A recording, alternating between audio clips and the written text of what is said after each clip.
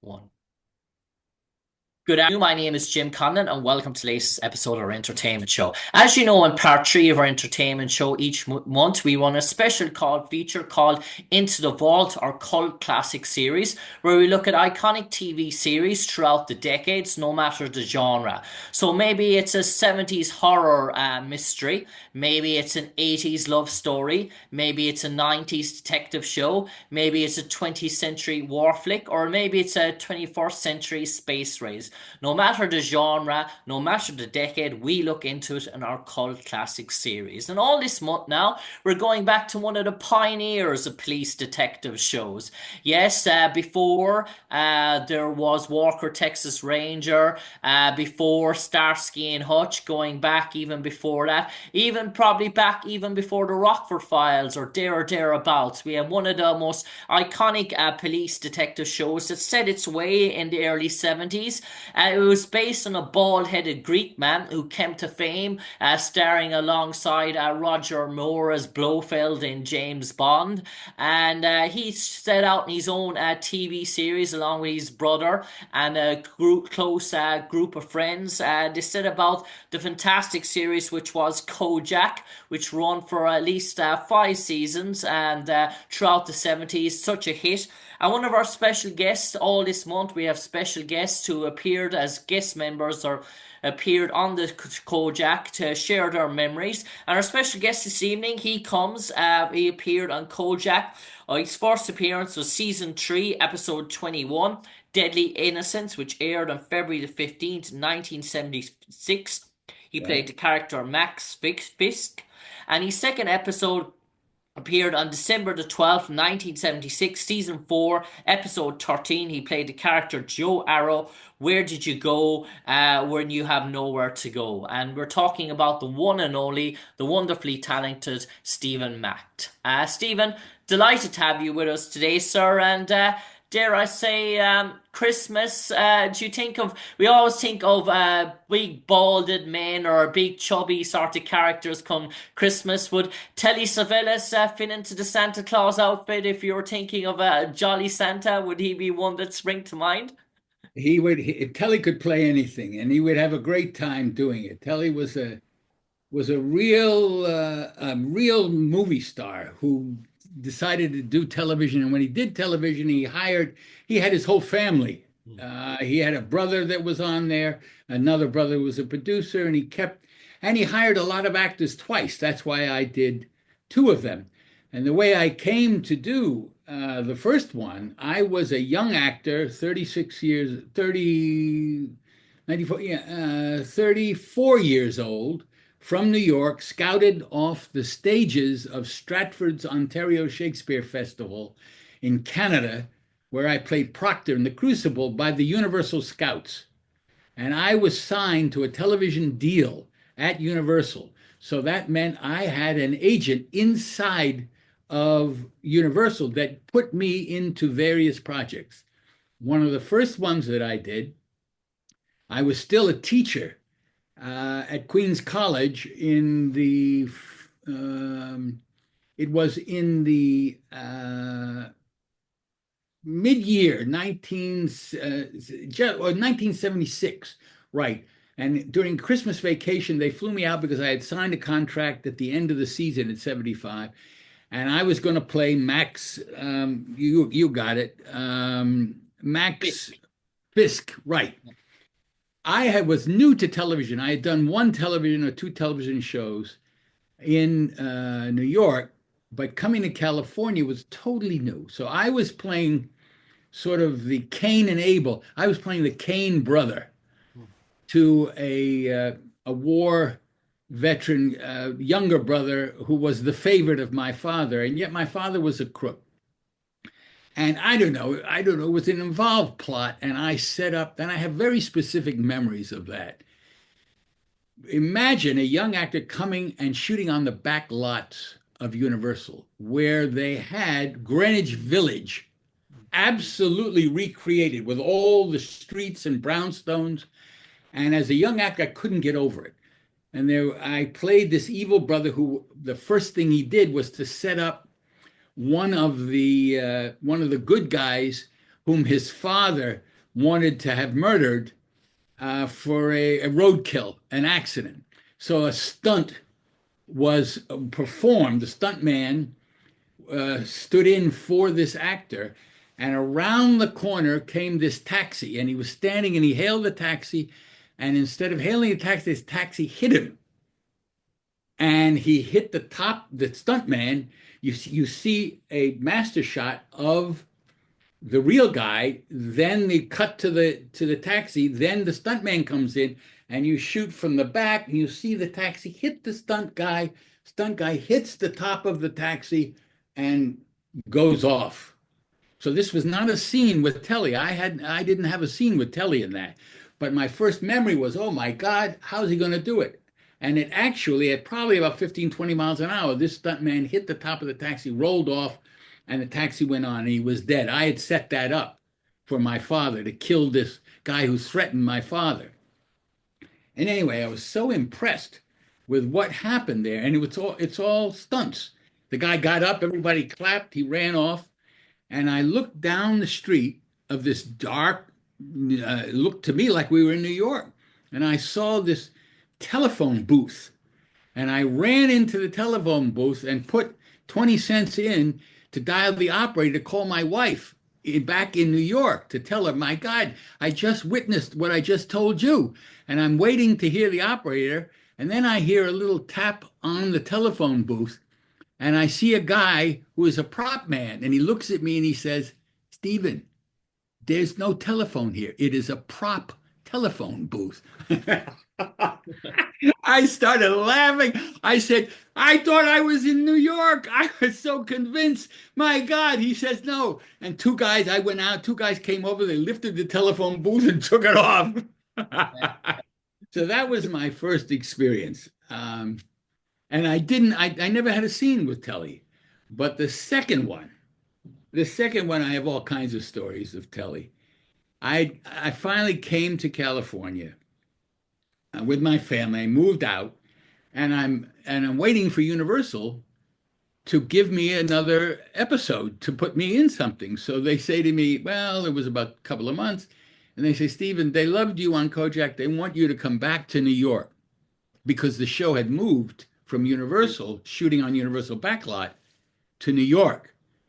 I said, what? They're doing Kojak in New York, and they want me to come back? And they said, yes.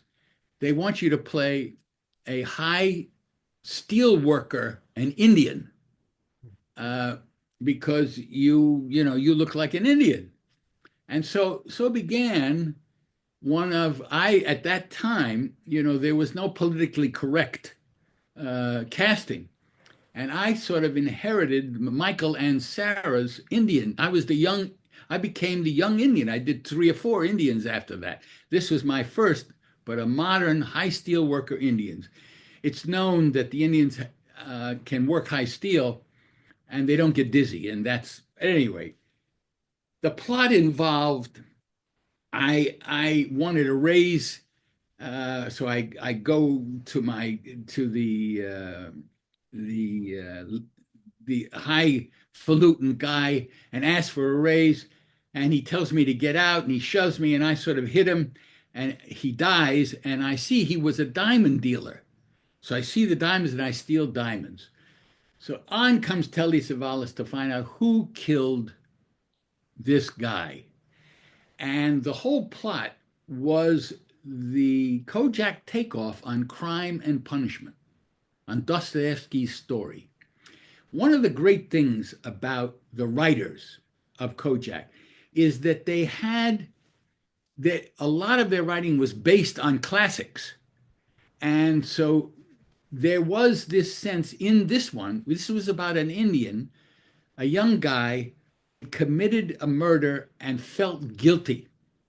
And Kojak Telly very soon caught on to him and sort of knew that he was the killer and sort of tracked him all over New York with a sort of deadly confrontation that was ultimately going to come. So I shot scenes with Telly all over New York. I was a roof worker. He caught me one time. I was working on a roof, on the top of a roof of a house. And Telly used to be in every scene, and I thought to myself, how does this guy memorize his lines? Hmm. And finally, the script advisor said to me, Stephen, you are going to finally see Telly never memorizes anything. I said, what? She says, wait, just just wait and see. So on the top of a roof in Brooklyn, I start getting pages of dialogue taped to my front, to my side, to my back, and to the other side. All the dialogue. I learned all my dialogue.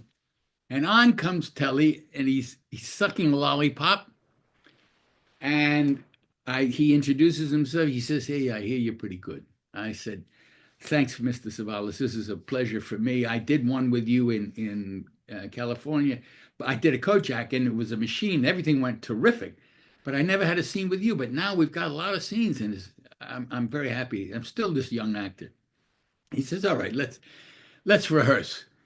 So he comes up, and I have my lines, and the director who directed, his name was Jano Schwark.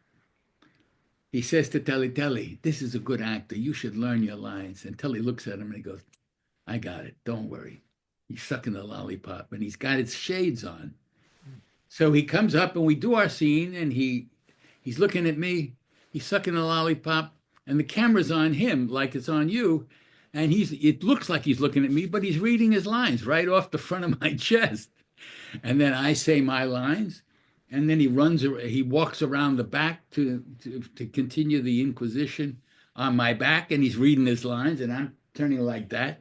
And he said, fine, we do the whole thing. And Jeno Schwark, who had directed the second movie of Jaws, he was to do it. He says, Telly, learn some lines, play with him a little bit more, it'd be nice. He says, yeah, right, I got it. Don't you worry about it. So action, we do the whole thing. He doesn't learn a line. He's sucking a lollipop. He's looking at the lines. He walks around the back. He took this way and that way, and he's reading it from the camera is shooting over my back. And there's the lines are on my back. He's reading all of them. It takes maybe 3-4 minutes, and he is absolutely line perfect because he's reading all the lines. You wouldn't know that he hasn't memorized a word. And finally, it's over. The first take, and the director says, "Great, cut, print. Now let's do the close-ups." And he does the same thing.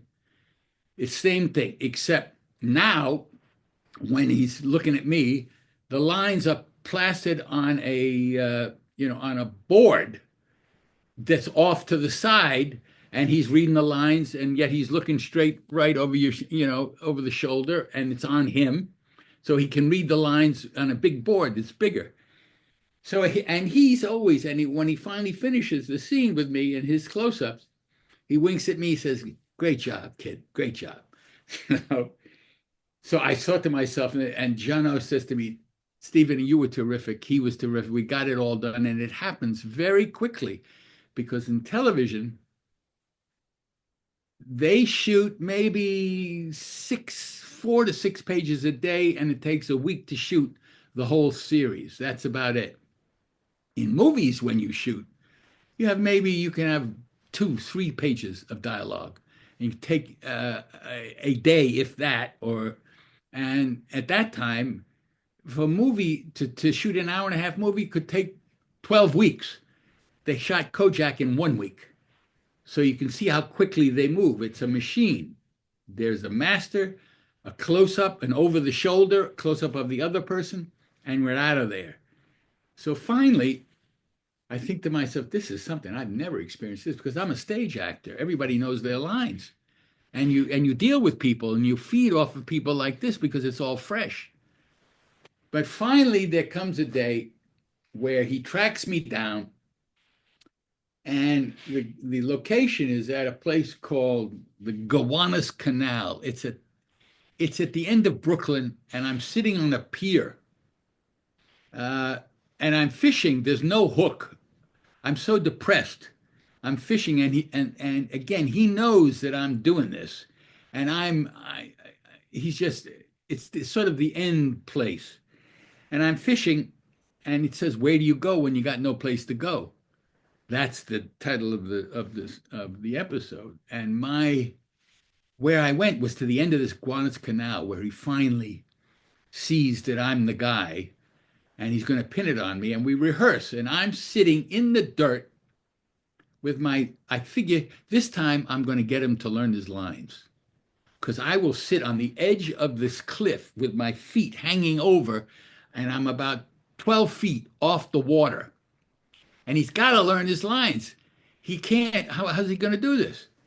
So Jano Schwark, who's the director, he's probably about 1,000 yards away on the other side of the canal with a big 800 millimeter lens. And he says, I'm going to catch it all. I can do it all on a big lens, close ups and the long shot. And he learned, Telly comes with the script in his hand, and he pulls up an apple box, a little crate, and sits next to me, and he's sitting next to me, and he's reading his lines, and we do the rehearsal. He says, "Hey, kid, how you doing? You enjoying the show?" And he's still got his lollipop and his glasses. I said, "I'm having." He says, "I'm glad you're having a good time. I hear you're doing terrific. I hear you're doing terrific. Let's shoot this one." So he reads his lines, and I think, how's he can't read the lines in the off the pages. And he's sitting on an apple box, and I'm sitting right next to him, but below on the dirt.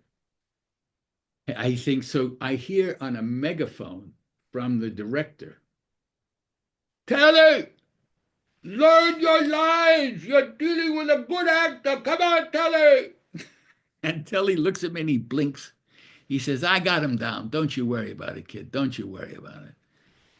So he walks off, he gets back in his police car, and you see from the other side, you see the police car come up, you see him get out.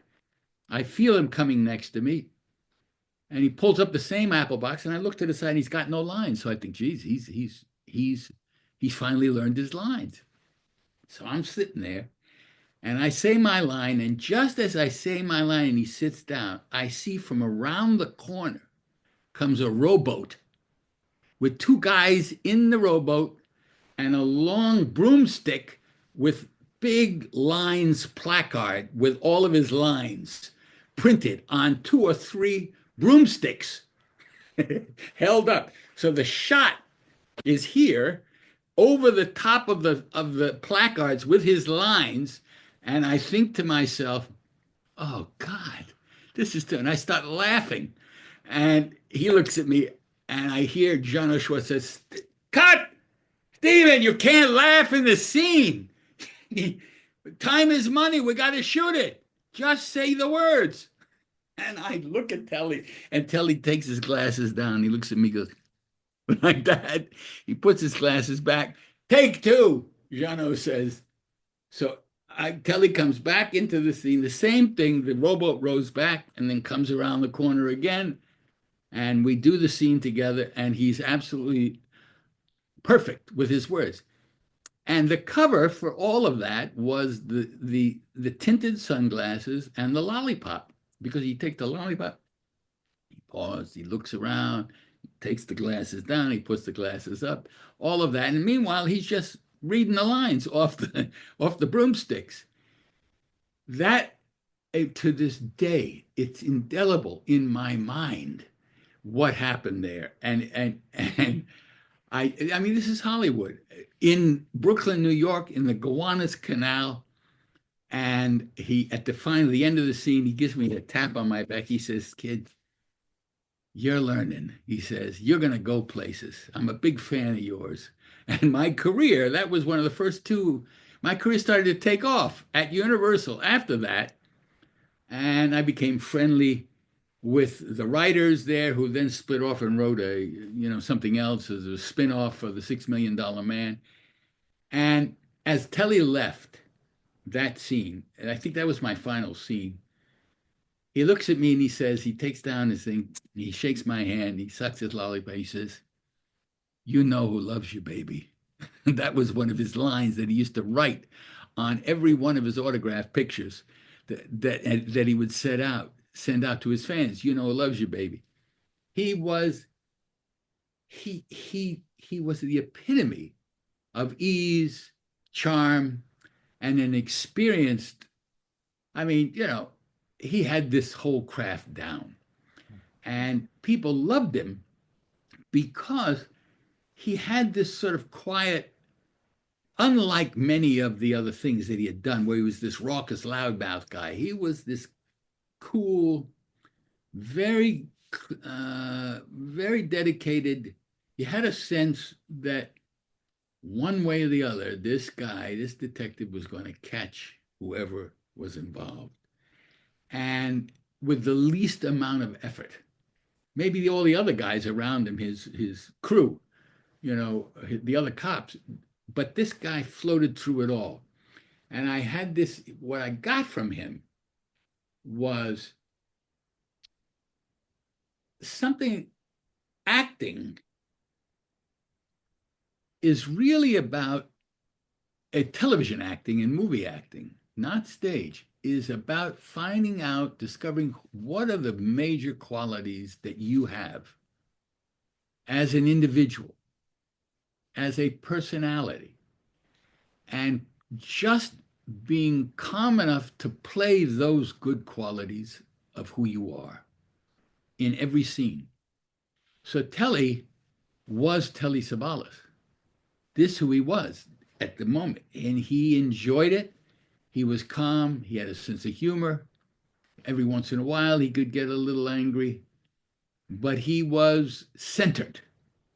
And what I got from him as a really, as a send off in my career as an actor at Universal, and you must remember that Universal had the major lion's share of all the television in the 70s. And I did all of those shows: Kingston Confidential, $6 Million Man, Quincy, two of those. And then I did The Immigrants, which was one of the first miniseries where I played an Italian ship magnate. And that sense of having acted with him was a wonderful experience for a young actor at 34. How to center yourself and give the best that you can of yourself in that moment as that character. So those two memories, the magic of Hollywood, stuntman and an empty telephone booth, and Telly being this detective, he didn't need to learn the lines. He could just read it. And it was as if he was sharing a part of himself, whatever it was. He made nothing of the lines, least that he could do. So it didn't really matter whether he learned them or not, because it was as if he was speaking them for the first time. That was a great sense that I got from him, he was a wonderful personality, and that show, it lasted so long because he shared all of that, and because the crew at Universal and the whole production team, there was not a wasted, there were very few wasted moments. They shot and they went on to the next scene, the next scene, and the next scene, and it was, from their point of view, just business like making shirts. You make the collar, then you make the buttonholes, then you do this, you do that, and depending upon the inspiration of the actors and what they bring, that camera was there to capture it. So the lessons I learned from doing those two Kojaks were to be centered and offer the best that you can. Uh, he never wore makeup. Not that I maybe a little tan, that was it, but he was just himself. That's what you got. Anyway, those were my two really specific memories of the two episodes, and it got me off on a foot. It started a whole sequence of episodes, and then television movies, and some films, and those were really joyful days at Universal. That was like having work all the Yeah. time, because there was a stable of actors that were hired. Everybody else, all the other young actors, who were not on contract. I worked cheaper than the actors who were not on contract, because that's part of the deal. They gave you work, but it was like having my own agent inside of Universal, and that started my career. So I really had a great time there, and those two started me off in good And shape. Stephen, one thing strikes me when I've talked to a good lot of guests about this, and we've gone through a good lot of episodes and particular characters about Telly as well. In terms of once the camera stop rolling, when that was the end of a shot or a take, Telly was, well, basically, see you later, kid. I've got places to go. I've places to be.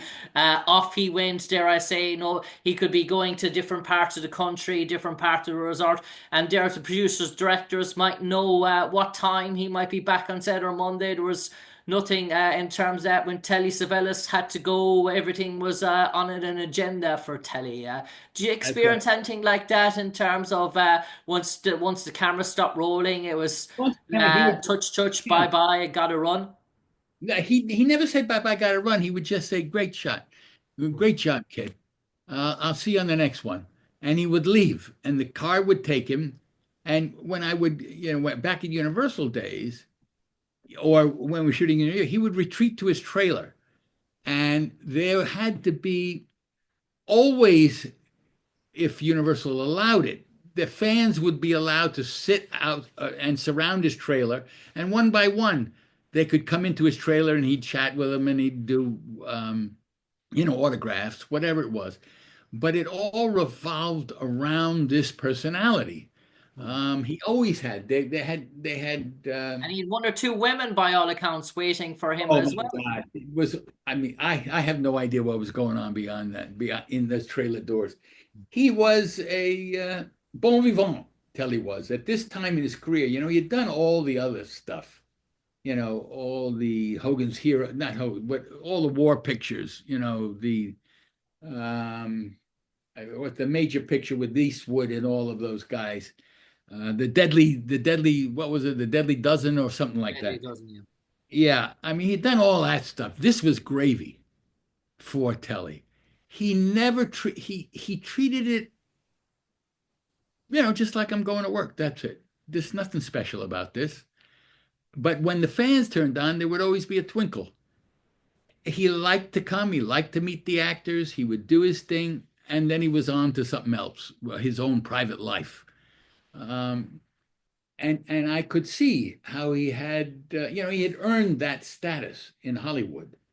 He was a major television star, and you're right that series that went for however 5 or more years. Um, he really cut. I found even even even at I mean I recall a story when I went to do I did a movie called Radon and Tebby with Charlie Bronson. And one time, Charlie Bronson, in the middle of the show, it was about the Israeli raid into Uganda that freed all the hostages. And I played the lead attack commando, Yoni Netanyahu, who was the brother of Bibi Netanyahu. And I remember one day we were shooting, and I was given the command of this attack thing by Bronson, and I was standing over a ping pong table. I'm on one side, he's on the other, and there's a mock-up of the Entebbe airport. And the camera ran out of film, and Bronson looks at me, and the director says, "Okay, Steve, we're just going to reload." Bronson looks at me, and says, "Hey, you know who you look like?" And I said, "No, who?" He says, "Telly Savalas." I said, "You think so? You really think I look like Telly?" And I started to walk over to him. And the director says, "No, Steve, that's it. Don't say any. We're going to reshoot. We're going to shoot." And I walk over and I look and I say, uh, "You know why they say I look like you?" He says, "No, tell me why, kid." And I start to shake his hand. And I said, "Because you're earning." I said, I'm pleased. I said, "Because you're earning 1,000 more times more money than I am. That's why I think it's nice to look like you." He says, "Hey, kid, you got it. That's terrific. Good. You're all right." And then the director says, "Steven, come on. We're going to shoot. Go back on the other side of the ping pong table." So when somebody said to me, "You look like Telly Savalas," I thought all those memories came flooding back. And I was joking with Bronson about because whatever I was earning, he was earning 1,000 times more per day than I was. And it's, Stephen, yeah. yeah. Stephen, I do believe you have a famous son as well that is doing very well on our TV screens at the moment. In Uh, terms of a particular sort of TV series, you might enlighten us who that might be. my son Gabriel Hmm. was the star of Suits. He played Harvey Specter, and I did 6 or 7 episodes as his unethical ethics law professor at Harvard. And for those of you who know the series, you'll understand what I'm talking about. But it's great. He did 9 seasons of it, and now there is a spin-off of the series called Suits LA. Okay. He's not in it, but they have invited him back for an arc of 3 starting in February, where he will bring the whole audience of that Suits that was in New York, staged in New York, even though it was shot in Canada, um, to the new series. That's why they are bringing him on to do an arc to get the new series off on a good footing. So for the fans who are watching this, I know it was Netflix's #1 series the last 2 summers and became a major hit. So you'll see Gabriel in that, and he's doing other commercial things. He'll be the voice of Mercedes, their high-end race car, at the turn of the year. So have a look out and enjoy what you see Gabriel doing. Anyway, so I'm just pumping that. And Uh, Stephen Macht, we're nearly caught on time now. Time is against us. But I do believe you might, for a minute or so, I do believe you've been to Ireland a few times. You might share a memory of a time you were in Ireland. well, I can remember when I was in Dublin. One of my favorite playwright is Samuel Beckett. So Beckett was Irish, obviously, and but wrote in French and translated. And there's a great museum that features him in Dublin. And there was a wonderful hotel. I can't remember the name of it. I should. Where Princess, I think Diana used to stay when she traveled. Where in the lobby there are 2 wonderful large portraits of 2 of his characters, the character actors, Irish actors that played Estragon and Vladimir in Waiting for Godot. And I had many meals. When we were in Dublin, I had at least 5 or 6 meals in that hotel. And it was a really wonderful restaurant. Plus, it brought back all kinds of memories. And then I actually went to Connemara, which is a line that is in Waiting for Godot, just to see the countryside, the rough countryside. And we had a great trip. That's about 5 summers ago. My wife and I and my one of my best friends, an actor here in California.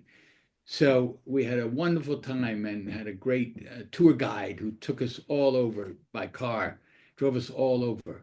But I have very fond memories of um, of Ireland, and to this day, if you haven't read Beckett, read him. He's the greatest playwright that in of the 20th century is the greatest playwright and extends into the 21st century. Samuel Beckett. Anyway, those are On my that note, we would like to thank our special guest this evening, Stephen Macht, for his portrayal of Telly Savalas and hit TV series Kojak. As you know, Stephen Macht appeared in the 2 episodes Where Do You Go When You've Nowhere to Go, which aired on December the 12th, 1976, season 4, episode 13, where he played the character Joe Arrow, and then on Deadly Innocence, February the 15th, 1976, season 3, episode 21, as the character Max Fix. All that's left to say is from me, Jim Conlan, to you, Stephen Macht. Stay safe, take care, and God bless her.